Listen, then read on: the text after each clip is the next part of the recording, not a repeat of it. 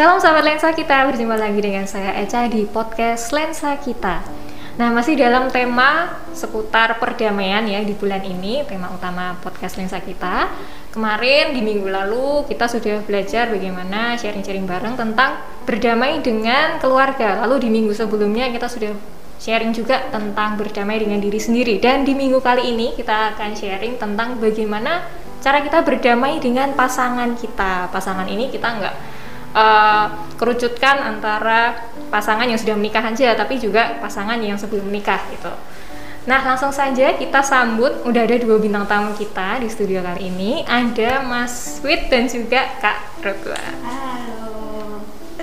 Yang buat sahabat lensa kita yang belum tahu, jadi Kak Rotua ini adalah hamba Tuhan sekaligus gembala jemaat di GKMI Solo, dan Mas Wit yang seperti sahabat lensa tahu setiap minggunya 2 minggu sekali Mas Wit adalah host di lensa kita. Sekaligus Mas Wit adalah asisten pendeta dalam hal bidang musik gereja ya Mas Wit. Dan juga sekaligus Mas Wit adalah suaminya Kak Rot. Jadi kita menghadirkan 2 pasangan. Bukan 2 pasangan. Kita menghadirkan 1 pasangan yang paling hits di GKMI Solo untuk membahas tema ini.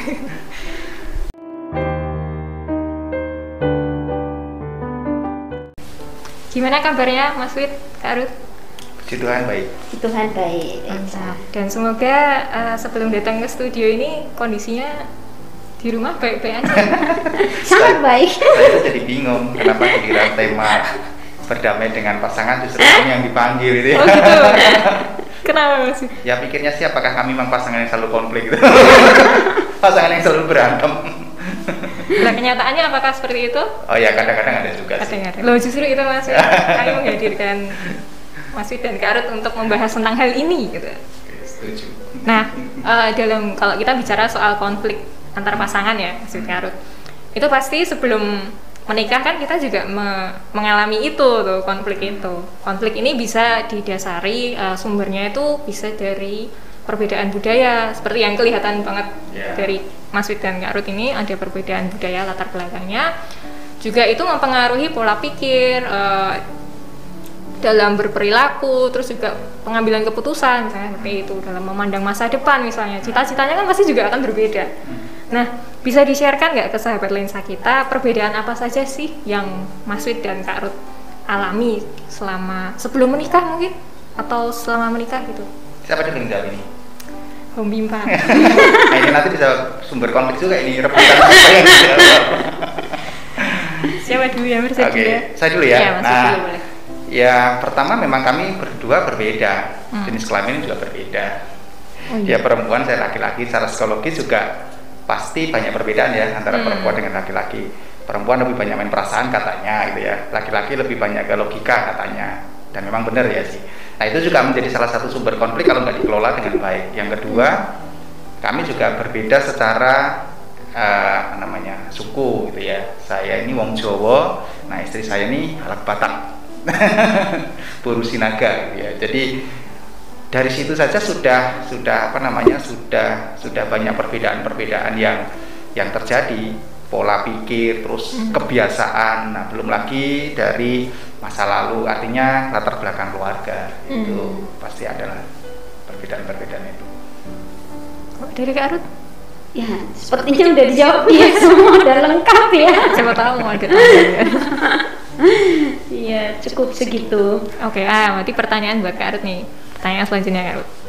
Kalau tadi Mas Wit kan menyebutkan tentang latar belakang yang bisa menjadi sumber konflik dalam sebuah hubungan relasi suami istri gitu ya.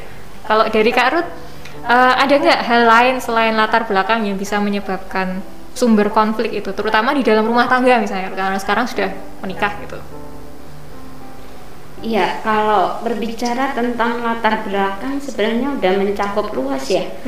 Udah mencakup di sana budaya, termasuk kebiasaan-kebiasaan di rumah masing-masing, dan juga termasuk dengan pola asuh di sana.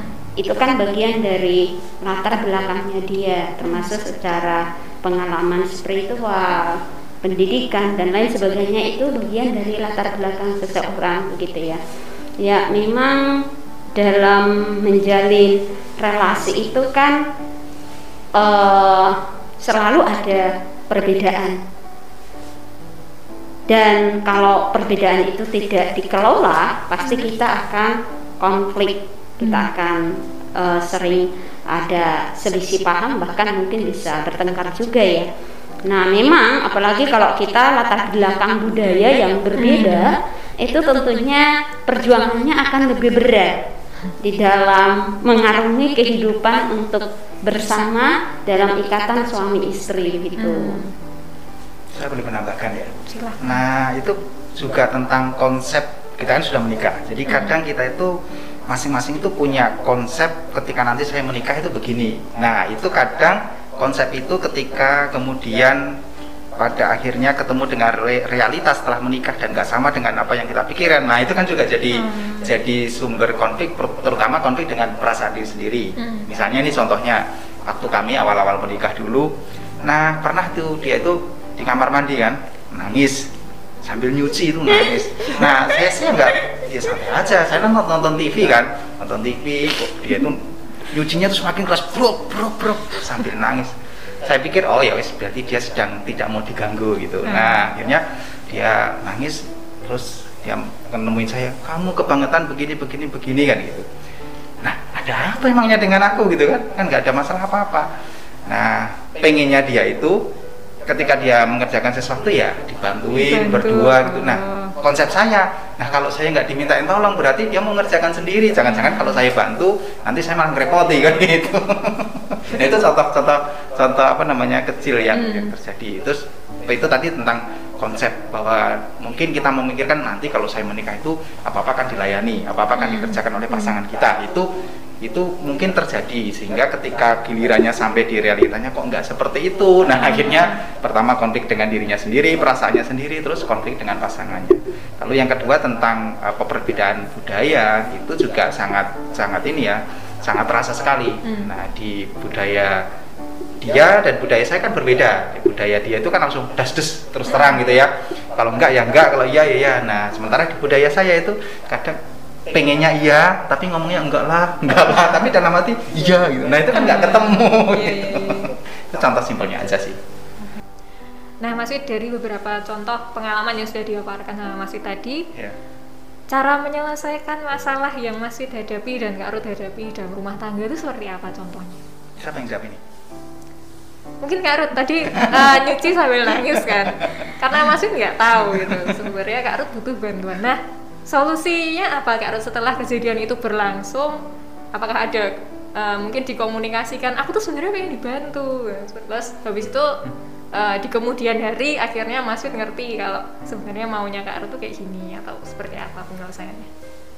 Ya memang kata lagu itu wanita pengen dimengerti, itu betul sekali gitu ya. Kadang kita kaum perempuan itu kita ingin entah itu pacar kita, entah itu suami kita, tanpa kita ngomong, dia tahu apa yang menjadi kebutuhan kita. Nah sering sekali hal ini kan sulit untuk kita omongin kadang untuk kita para perempuan. Nah termasuk tadi dalam hal mencuci itu, karena dari dulu tidak terbiasa begitu ya. Begitu menikah cucian begitu banyak, manual begitu awal-awal menikah kan kaget gitu ya, kaget. Terus sementara kita sudah mencuci segitu banyak, nah kan baju itu bukan baju saya, pikir saya waktu itu, dia juga punya baju begitu kan, kok saya sendiri yang nyuci gitu. Nah saya sengaja kadang lewat dari depannya, saya sebenarnya membahasakan aku butuh bantuan, tapi saya tidak membahasakan secara komunikasi langsung pakai begitu kode ya. Tapi ternyata sampai sekarang pun saya semakin mempelajari, sampai sekarang dia secara khusus untuk Mas Wid itu bukan model tipikal orang yang langsung bisa merasa oh kudune ngene gitu, harusnya seperti itu gitu. Jadi dari situ saya belajar mulai bisa terbuka, maksudnya saya butuh apa, tolong dong, harus gini, gimana gitu. Nah caranya seperti itu, jadi supaya belajar mengkomunikasikan perasaan kita begitu supaya dipahami gitu. Nah memang nggak bisa cepat ya, butuh waktu untuk kita bisa berproses. Tapi sejauh ini sih untuk Mas Witnya, dia ketika memang tahu, dia pasti melakukannya gitu. Nah karena tadi komunikasinya kurang baik, makanya kan bisa timbul konflik. Jadinya ya belajar sedikit demi sedikit memahami pasangan kita supaya kita juga bisa menyesuaikan diri. Jadi harus mau saling menyesuaikan diri satu dengan yang lain. Maka dari itu nanti akan menemukan solusi yang tepat bagaimana. Karena masing-masing orang pasti beda caranya begitu. Setuju. Seperti itu kan Mas Wit? Ya, memang komunikasi itu kelihatannya sepele ya, tetapi itu sangat penting sekali. Apalagi sekarang ini kan sarana komunikasi juga banyak ya. HP itu kan jadi sarana komunikasi. Di rumah komunikasi apa? Bukan gitu maksudnya. Artinya justru penting sekali komunikasi. Nah, kalau nggak dikomunikasikan ya gimana kita mengerti ya kan? Kan kita juga bukan punya indera ke-10 kan, yang bisa melihat isi hatinya itu. Sekalipun itu pasangan hidup kita, belahan jiwa kita, wis keren.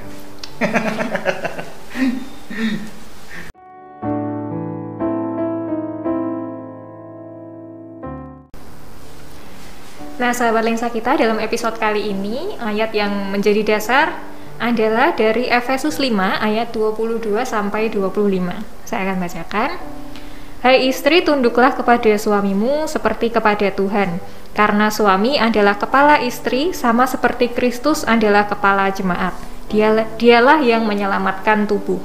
Karena itu, sebagaimana jemaat tunduk kepada Kristus, demikian jugalah istri kepada suami dalam segala sesuatu.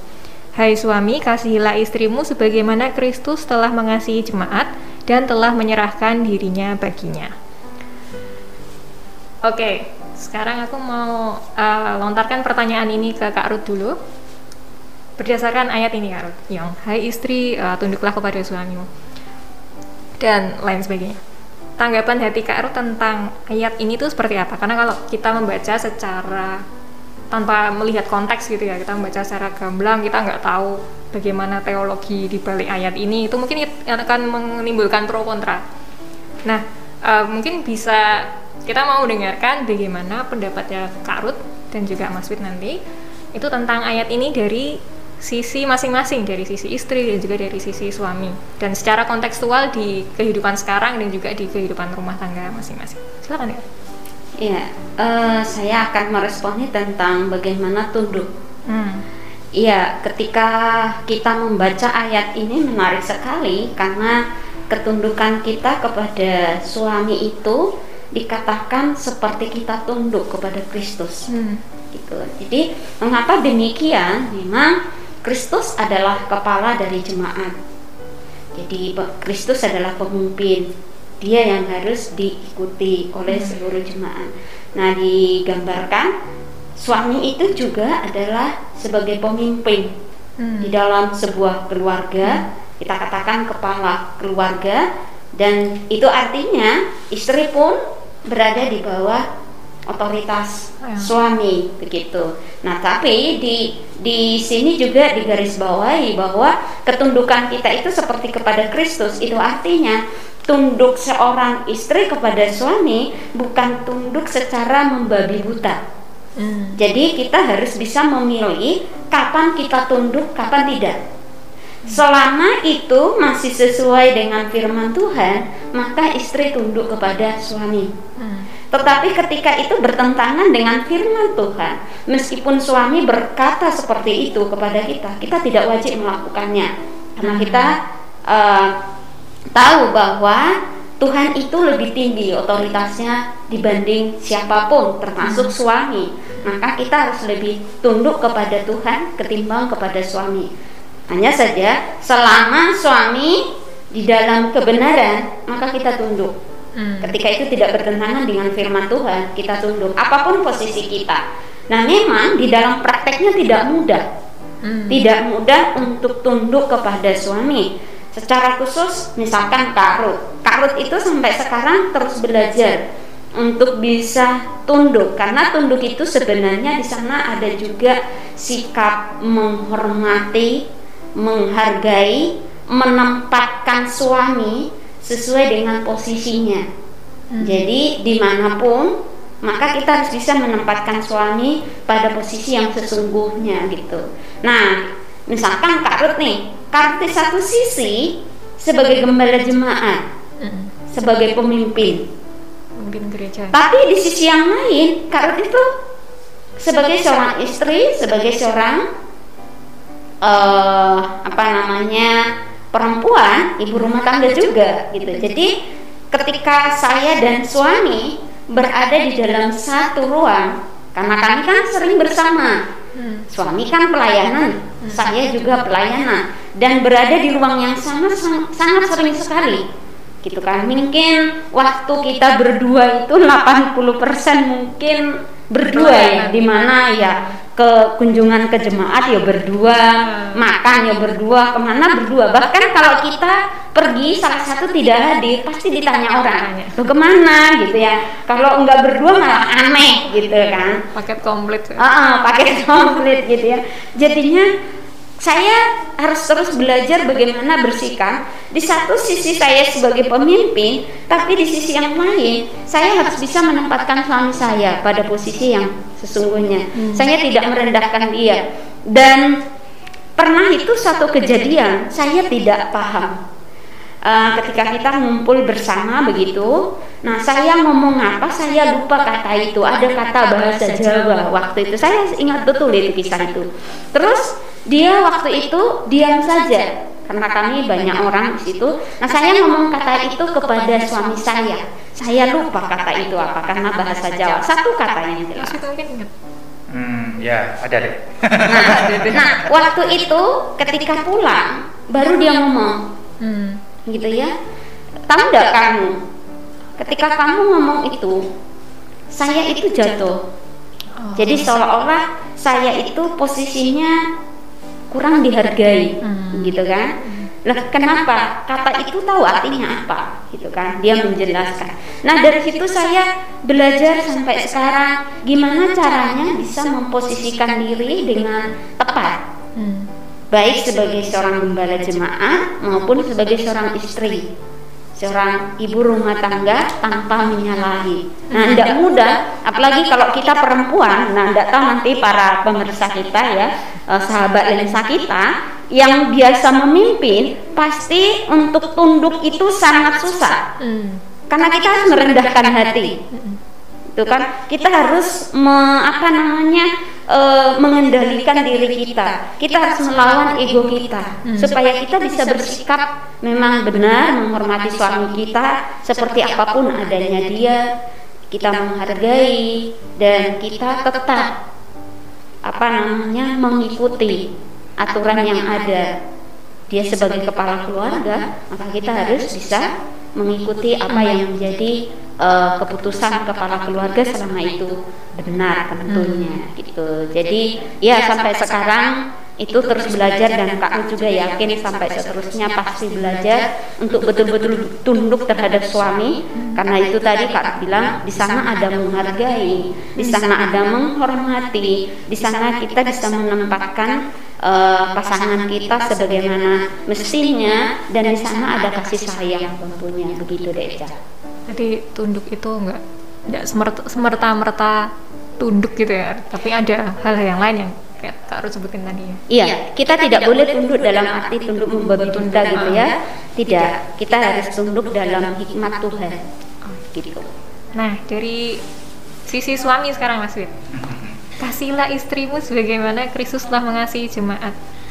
Ya, kalau kita lihat ayat ini, Paulus tuh ingin menyampaikan bahwa di dalam keluarga itu kita punya posisi masing-masing gitu ya, sebagai posisi sebagai suami, sebagai istri maupun sebagai anak, sehingga masing-masing itu supaya berperan pada fungsinya masing-masing. Jadi oleh sebab itu Paulus mengatakan itu tadi, istri harus tunduk, suami harus mengasihi, dan anak-anak juga harus menghormati orang. Nah, kalau mengasihi istri itu ya, yang pertama adalah kita saya sebagai seorang suami, seorang pemimpin itu ya harus melindungi keluarga gitu ya. Sebagai seorang kepala keluarga bertanggung jawab kepada keluarga ya, pertama itu bentuk kasihnya ya melindungi, bertanggung jawab itu ya pasti ya mencari nafkah itu pasti ya. Suami sekalipun istri juga ada istri yang kemudian ikut membantu gitu ya, membantu atau sama-sama dua-duanya juga berpenghasilan, tetapi tanggung jawab utama adalah tanggung jawab suami ya. Itu salah satu bentuk mengasihi. Yang kedua, mengasihi itu tidak harus ini. Kadang yang terjadi itu saya mengasihi istri saya sesuai dengan perspektif saya gitu. Nah, itu yang sering kemudian jadi sumber konflik. Contohnya gini, istri saya pikir ketika saya memberikan bunga, memberikan kartu itu menurut saya saya mengasihi dia. Padahal buat dia bukan itu untuk apa ngasih ini itu. Padahal dia itu merasa dikasih ketika misalnya ditemani kemana-mana, misalnya gitu ya.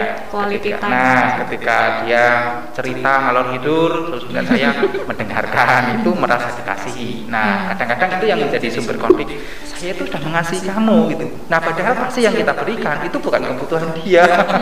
Nah, itu yang kadang-kadang jadi konflik yang berkepanjangan di dalam keluarga ya, mungkin bukan hanya pengalaman kami, mungkin pengalaman yang lainnya juga seperti itu. Sehingga kembali seperti di awal tadi adalah bagaimana mengkomunikasikan. Kita kemudian tahu bahasa kasih masing-masing itu kan karena mengkomunikasikan. Saya tahu bahasa kasih istri saya itu ketika saya selalu ada di dekatnya. Makanya kemana-mana saya selalu ngantar dia. Dia nggak boleh saya naik motor gitu ya, apalagi nyetir mobil loh, jangan. Bisa jadi masalah baru ya. Iya, ada masalah baru. Ya, jadi kemanapun saya antar dia dan jemput dia, kecuali kalau pas lagi repot ya ada gojek dan lain sebagainya gitu. Nah, kemudian mengasihi istri seperti Kristus mengasihi jemaat. Iya, Kristus diumpamakan sebagai mempelai laki-laki dan kita sebagai umatnya adalah mempelai wanita. Bentuk kasihnya Kristus itu kan kasih yang tanpa syarat ya kan, kasih yang sekalipun sama dengan pasangan hidup kita. Dia itu kan kalau bahasa Jawa itu istilahnya garwo, sigarane nyawa, tahu aja, belahan jiwa. Jadi itu kan dia itu kan bagian dari diri kita. Nah, padahal firman Tuhan juga mengatakan kasihlah sama manusia seperti dirimu sendiri. Ini diaplikasikan dalam kehidupan keluarga. Istri itu kan juga bagian dari diri kita. Jadi kalau kita menyakiti istri kita, itu sama aja kita menyakiti diri kita sendiri. Nah, nggak akan pernah mungkin Kristus itu kan menyakiti jemaat, nggak akan pernah gitu ya. Justru dia berkorban untuk jemaat, untuk umat gitu ya, untuk orang-orang yang percaya kepadanya, kemudian diselamatkan. Nah, bentuk kasih suami juga harusnya begitu, berkorban kepada istri, mengasihi istri dengan kasih yang tadi betul, tanpa syarat, kemudian kasih yang tepat sasaran itu ya, kasih yang tepat sasaran. Kalau harus tahu bahasa kasih betul, kalau ya? Iya betul, itu kalau kami mendefinisikan begitu. Jadi masing-masing orang itu kan punya bahasa kasih yang berbeda-beda. Seperti hanya nah ini ada pengalaman yang juga unik. Jadi karena perbedaan tadi ya, perbedaan kebiasaan di keluarganya dia itu setiap ulang tahun selalu ada yang ngucapin gitu ya. Dia yang ulang tahun, kakak yang ulang tahun, kakak ipar, papa mertua, mama mertua ulang tahun, ada yang ngucapin, saling ngucapin. Nah, kebiasaan di keluarga kami nggak ada itu. Sampai sekarang itu saya masih ingat baru berapa kali ucapin ulang tahun oleh orang tua saya. Dan bagi saya itu nggak ada masalah ketika saya ulang tahun nggak ada yang ngucapin, nggak ada masalah. Tapi bagi dia ketika ulang tahun saya nggak ngucapin tuh ya sumber konflik juga. Nah, kalau itu kemudian saya terapkan di keluarga saya yang sekarang ini, saya dengan istri, ya pasti akan konflik juga. Nah, itu tadi jadi tahu bahasa kasih masing-masing dalam mengasihi. Oke. Ini pertanyaan yang menjadi inti nih Mas Wid, di tema kita tentang berdamai dengan pasangan. Apa yang harus kita lakukan, terutama bisa dalam artian pasangan yang belum menikah ataupun setelah menikah ini, yang sudah menikah maksudnya, untuk terus mengusahakan perdamaian di dalam kehidupan. Tipsnya apa? Saya dulu atau dia dulu? Mungkin harus gantian. Iya, yang pertama itu dan yang terutama kita harus semakin melekat dengan Tuhan. Jadi relasi kita dengan Tuhan itu baik gitu. Karena ketika relasi kita dengan Tuhan baik, maka kasih Tuhan itu kan memenuhi diri kita. Nah, dengan kasih Tuhan itu akan memampukan kita memiliki mindset yang berbeda. Kita akan mencoba melihat sesuatu dari sudut pandang yang berbeda. Kita tidak akan lagi memiliki satu hal yang memaksakan. Justru kita akan belajar untuk mengasihi itu adalah berusaha. Jadi kata saling jadinya. Jadi suami istri itu saling. Jadi saling mengasihi, saling memberi, saling mengerti, bukan lagi kasih yang menuntut. Jadi memang mau tidak mau, kalau kita ingin bahagia keluarga kita ingin relasi kita langgeng gitu, kita harus semakin mendekatkan diri kepada Tuhan begitu. Terus yang kedua, kita harus juga belajar untuk mengenali akan latar belakang pasangan kita. Itu perlu, termasuk nanti misalkan di budaya. Oh, budaya Jawa seperti apa?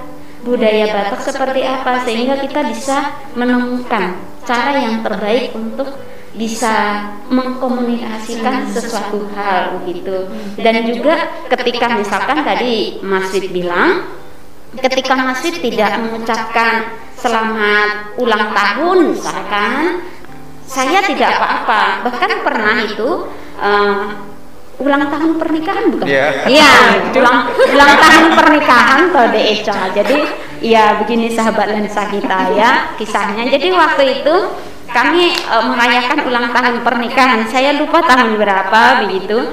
Nah, suami saya mengajak saya, ayo kita keluar makan.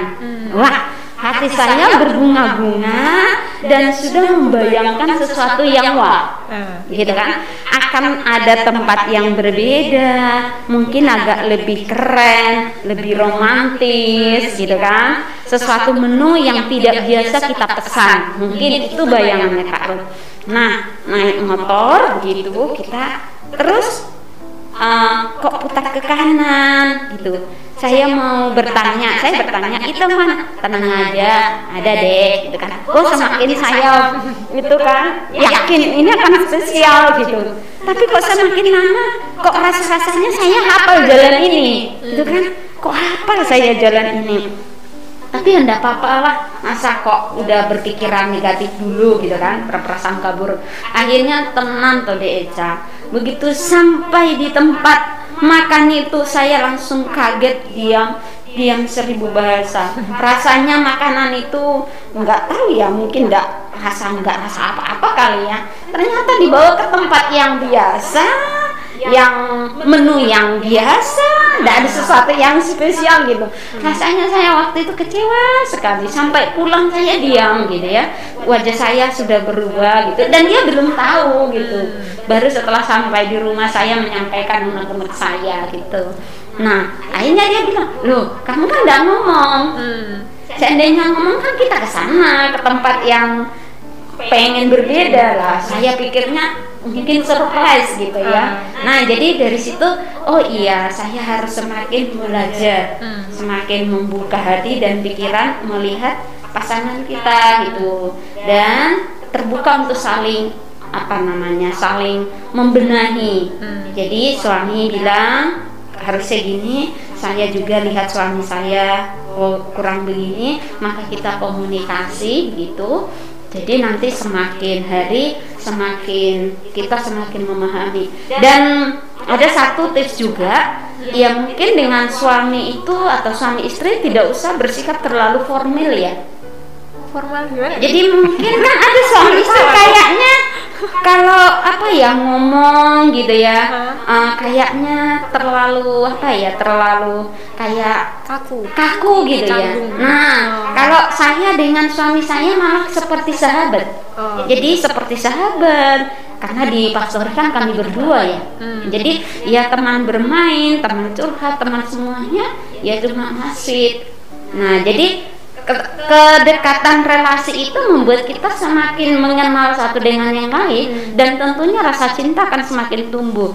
Jadi cinta itu semakin tambah usia, semakin tambah dalam karena kita semakin mengasihi dan semakin berusaha mengenal satu dengan yang lain gitu.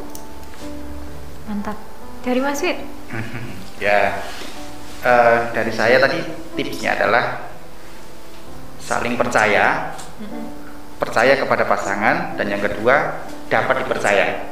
Nah, dapat dipercaya ini dalam banyak hal ya, dalam hal keuangan itu harus bisa saling percaya dan bisa dapat dipercaya gitu ya. Nah, itu mungkin masing-masing keluarga punya tips-tips sendiri dalam mengatur keuangan, dan intinya harus saling percaya. Terus yang kedua terbuka, lalu saling percaya juga, dapat dipercaya juga dalam hal yang lain, bukan hanya dalam hal keuangan. Dalam hal itu kan banyak ya. Ketika ada sesuatu ya harus kita bertanggung jawab bahwa diri kita itu memang enggak kita sendiri sekarang, kita itu sudah menjadi dua yang jadikan satu. Nah, itu yang penting. Kemudian yang selanjutnya adalah sepakat. Jadi rumah tangga suami istri itu harus sepakat dalam hal apa ya, tentunya dalam hal yang baik gitu ya. Jadi jangan sampai nggak sepakat. Kalau kita punya kerinduan A ya kita sama-sama sepakat, kemudian tentunya berdoa. Jangan sampai dalam keluarga suami pengennya ini, visinya ini, kemudian istri pengennya itu, rencananya ini dan sebagainya, sehingga tidak ada kesepakatan, akhirnya kan tidak ada yang tercapai. Tapi kalau ada kesepakatan, nah intinya sepakat dulu deh gitu. Jadi nggak gampang loh memang untuk sepakat itu. Nggak gampang. Jangan dipikir karena kita sudah suami istri kemudian mudah untuk bersepakat. Tapi bukan berarti nggak bisa gitu. Nah, itu sih dari tips sederhana aja sih.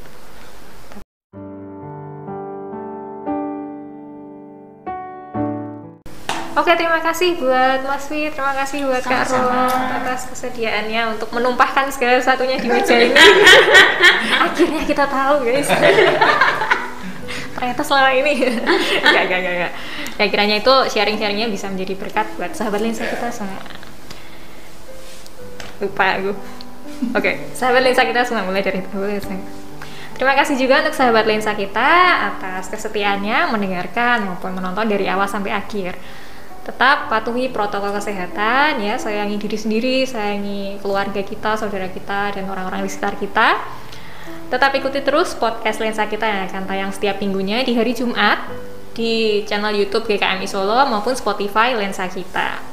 Terima kasih, sampai jumpa dan Tuhan Yesus memberkati.